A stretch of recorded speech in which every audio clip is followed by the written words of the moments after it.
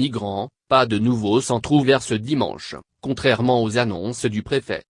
Pressé par le ministère de l'Intérieur d'ouvrir un nouveau centre, la préfecture d'Île-de-France semble s'être avancée un peu vite sur l'ouverture de celui-ci. En dépit de l'annonce du préfet de région, lundi, de l'ouverture d'un nouveau centre pour migrants ce dimanche 1er octobre en Île-de-France, ces derniers passeront encore leur journée et leur nuit dehors. Pas loin d'un millier continueront à camper sur les trottoirs du boulevard de la Villette, où ils attendent d'enregistrer leur demande d'asile, ou de jouer à cache-cache dans le nord et de la capitale avec les policiers qui les chassent continuellement. Lundi 25, pourtant, à la préfecture d'Île-de-France, le préfet de région, Michel Cadot, avait fait une annonce remarquée lors de sa conférence de rentrée. Nous avons mis en place un lieu de préorientation pour le 1er octobre dans un département de la région Île-de-France qui sera suivi dans les prochaines semaines, sans doute au début de la période hivernale, d'un deuxième centre dans Paris intramuros.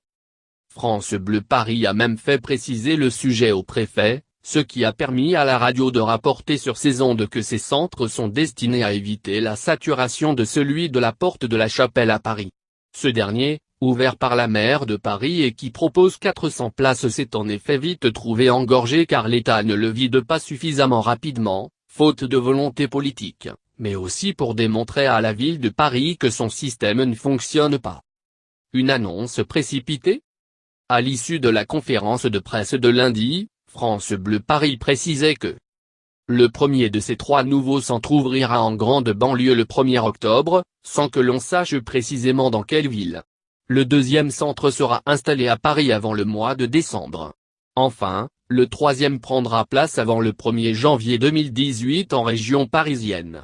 Les 3 centres disposeront chacun d'une capacité de 200 places.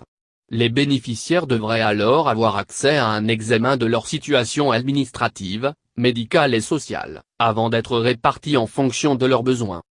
Depuis, c'est silence radio. La préfecture de région n'a pas donné suite aux précisions demandées par Le Monde.